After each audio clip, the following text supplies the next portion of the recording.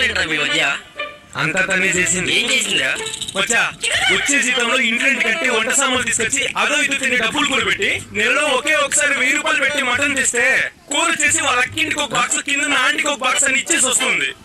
రాత్రి భోజనంలోకి పీసులే మిగలట్లేదు, కేవలం పులుసు మాత్రమే. కడుపు ఎంత కాలిపోతుందో తెలుసా?